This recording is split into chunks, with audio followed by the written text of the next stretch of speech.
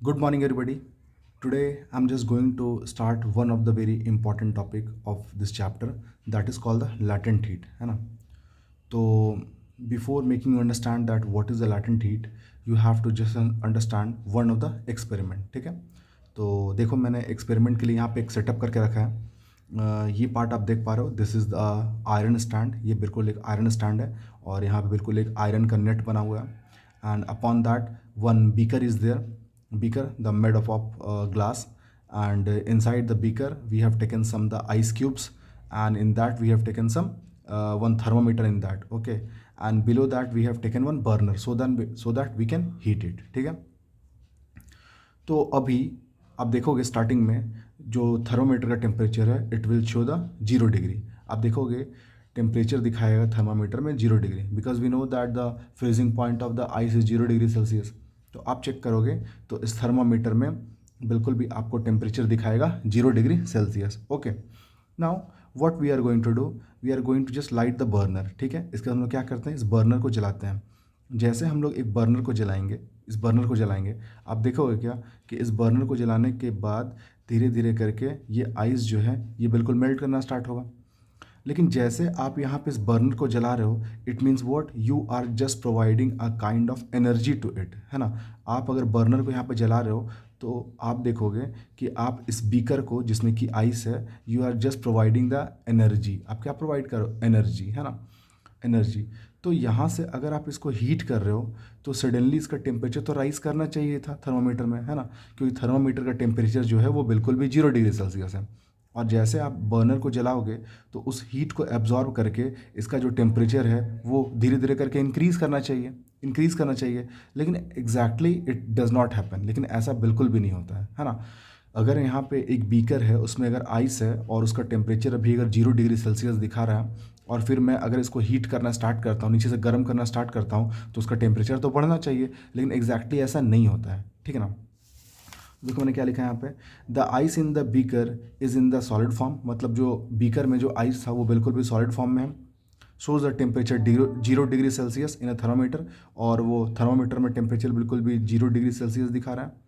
If we supply energy in the form of heat, अगर हम लोग उसको एनर्जी सप्लाई कर रहे हैं in the form of heat, it should be noted that it will be noted that with the passage of the time the temperature remain the constant at 0 degree Celsius.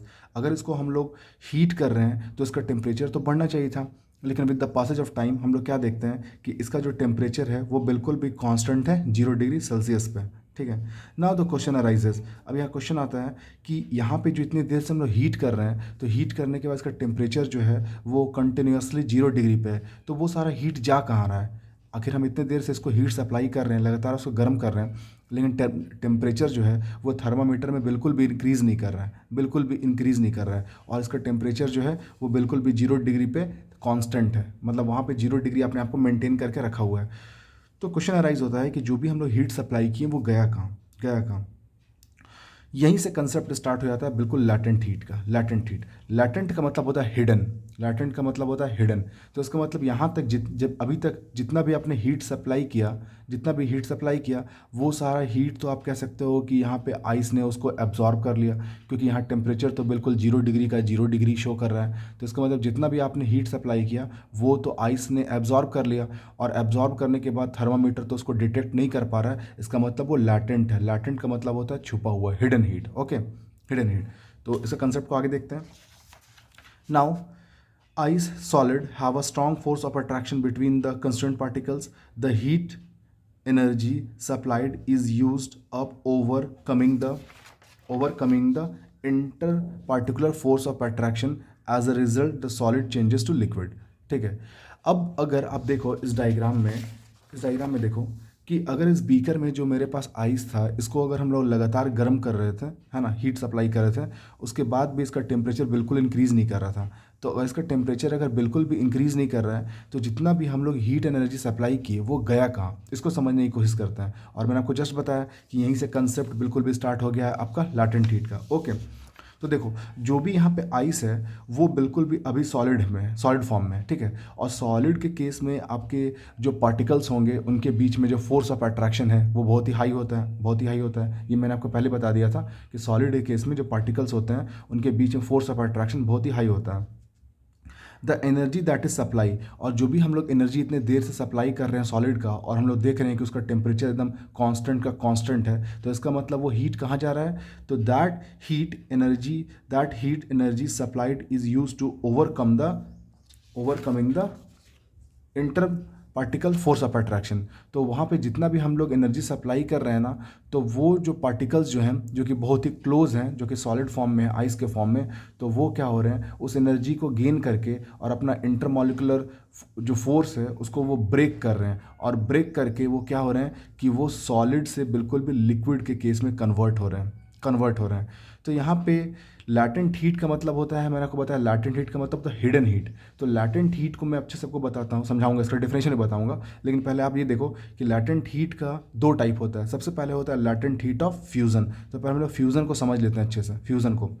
तो देखो, last वाले experiment में देखोगे हुआ क्या था कि पूरे बीकर में आइस भरा हुआ था, और आपने जब उसको कंटेनर को नीचे से आप बिल्कुल भी हीट कर रहे थे, गर्म कर रहे थे, तो आप देखे क्या कि थर्मामीटर का टेम्परेचर बिल्कुल भी इंक्रीज़ नहीं कर रहा है। तो उसका अगर टेम्परेचर इंक्रीज़ नहीं कर रहा है तो डेफिनेटली वो सारा हीट कहाँ गया? इसका मतलब वो सारा हीट जो है आइस ने एब्जॉर्ब कर लिया, और एब्जॉर्ब करके अपने आप को पहले वो मेल्ट कराया। मतलब जो सारा आइस है वो बिल्कुल भी मेल्ट हो गया, ठीक है।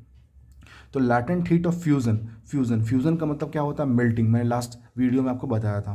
देखो, the amount of heat energy that is required to change 1 kg of mass of solid into liquid at normal pressure is called latent heat of fusion.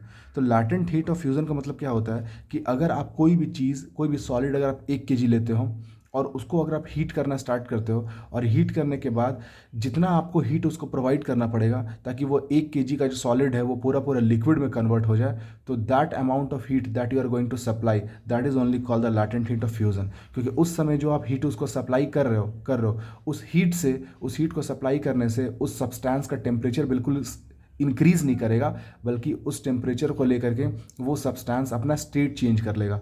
जैसे कि अगर आपको एग्जांपल देता हूँ, अगर आप यहाँ पे 1 kg अगर आइस लेते हो, 1 kg आइस, तो इस समय इसका टेम्परेचर बिल्कुल भी दिखाएगा 0 डिग्री सेल्सियस, 0 डिग्री सेल्सियस, ठीक है।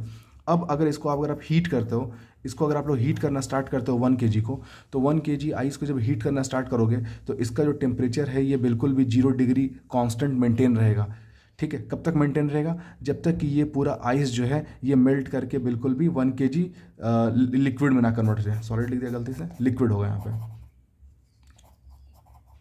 लिक्विड है ना। तो इसका मतलब 1 kg जो आपके पास जो सॉलिड है, 1 kg सॉलिड है ऑफ आइस, तो 1 kg अगर आप आइस ले लेते हो और उसको आप गर्म करना स्टार्ट करो, ठीक है, तो उस समय टेम्परेचर कितना दिखाएगा? 0 डिग्री सेल्सियस। तो लगातार उसको आप हीट करते जाओगे और आप देखोगे टेम्परेचर बिल्कुल भी कांस्टेंट है, 0 डिग्री सेल्सियस। जब पूरा ये आइस मेल्ट करके पूरा वाटर में कन्वर्ट हो जाएगा, अब तब तक इसका टेम्परेचर 0 डिग्री सेल्सियस मेंटेन रहेगा। अब जब ये पूरा वाटर में कन्वर्ट हो चुका है, इसके बाद अगर आप हीट करोगे तो इसका टेम्परेचर 0 डिग्री से फिर 1 डिग्री, 2 डिग्री, 3 डिग्री ऐसे बढ़ते जाएगा। तो इसका मतलब 1 kg आइस जो कि बिल्कुल भी 0 डिग्री सेल्सियस में था, उसको मेल्ट कराने के लिए, ये जो आइस जो पूरा 1 kg आइस आपने लिया है, इसको मेल्ट कराने के लिए जितना भी आपने इसको हीट प्रोवाइड किया है, जितना भी हीट प्रोवाइड किया है, वो सारा हीट जो है ये आइस तो एब्जॉर्ब कर लिया, क्योंकि आप देखोगे वो 0 डिग्री टेम्परेचर से 0 डिग्री टेम्परेचर में ही मेंटेन रखा हुआ है। तो वो सारा हीट कहाँ गया? वो सारा हीट को लेकर के ये जो सॉलिड था वो बिल्कुल भी कन्वर्ट हो चुका है लिक्विड स्टेट में, और ये जो सारा हीट आपने प्रोवाइड किया वो तो इसका टेम्परेचर को इंक्रीज़ नहीं करा पाया। तो इसका मतलब वो सारा जो हीट है वो आइस ने एब्जॉर्ब कर लिया in the form of latent heat of fusion, तो लैटेंट हीट ऑफ फ्यूज़न का मतलब क्या होता है कि the amount of heat that is required to change 1 kg of mass of solid into liquid at normal pressure is called the latent heat of fusion. During latent heat of fusion temperature remain constant, और कभी भी latent heat of fusion के समय में जो temperature होता है किसी भी सब्सटेंस का वो बिल्कुल भी कांस्टेंट होता है। तो आई होप थोड़ा थोड़ा आपको कंसेप्ट समझ में आ रहा होगा latent heat of fusion। एक बार आप अच्छे से समझ लो, फिर से इस डायग्राम को देख लो आप। अगर किसी भी कंटेनर में, इसी को मैं बता दे रहा हूँ, अगर आप यहाँ पे 1 kg अगर आइस लेते हो और इसका टेम्परेचर अगर 0 डिग्री सेल्सियस दिखाता है, तो इसका टेम्परेचर 0 डिग्री सेल्सियस तब तक आपको दिखाते रहेगा जब तक कि ये पूरा आइस जो है ये मेल्ट करके वाटर ना आ जाए। तो अगर आप इसको हीट सप्लाई करते हो ताकि इस आइस को आपको मेल्ट करवाना है, तो जितना भी आप हीट सप्लाई करोगे तब तक कि जब तक कि ये पूरा जो आइस है वो मेल्ट करके वाटर में ना हो जाए, तो उतनी देर तक जो भी आपने हीट सप्लाई किया वो सारा हीट आइस ने एब्जॉर्ब कर लिया in the form of latent heat of fusion, latent heat of fusion. और वो लैटेंट इसलिए मैं बोल रहा हूँ क्योंकि जो भी आप हीट सप्लाई कर रहे हो, थर्मामीटर में उसका रीडिंग तो नहीं आ रहा है, आप तो बहुत देर तक इसको बर्नर को जला करके इसको हीट सप्लाई कर रहे थे, बट यहाँ पे थर्मामीटर में बिल्कुल भी रीडिंग नहीं आ रहा है कि वो 0 डिग्री का 0 डिग्री कांस्टेंट मेंटेन किया हुआ है। तो टेम्परेचर तो इंक्रीज़ नहीं हो पा रहा है। इसका मतलब जो भी आप हीट सप्लाई कर रहे हो वो एक तरह से हिडन फॉर्म में वो छुपा हुआ है, आप उसको डिटेक्ट नहीं कर पा रहे हो by the help of thermometer, है ना। तो यहाँ पे सबसे पहले मैंने आपको बताया इसमें लैटेंट हीट ऑफ फ्यूज़न। तो लैटेंट हीट ऑफ फ्यूज़न क्या है कि द अमाउंट ऑफ हीट, मतलब कि कोई भी चीज़ अगर आप 1 kg लेते हो और 1 kg सॉलिड फॉर्म में है, आप जितना भी उसको हीट सप्लाई करते हो ताकि उसका टेम्परेचर जो है वो कांस्टेंट उतना का उतना बना रहे, और जितना भी आप हीट उसको सप्लाई करते हो ताकि उस हीट को लेकर के वो सॉलिड लिक्विड फॉर्म में कन्वर्ट हो जाए, तो वो जो आप हीट सप्लाई करते हो that is the latent heat of fusion. Okay, तो ये था latent of heat of fusion. Next video में डिस्कस करूंगा latent heat of vaporization. Thank you very much.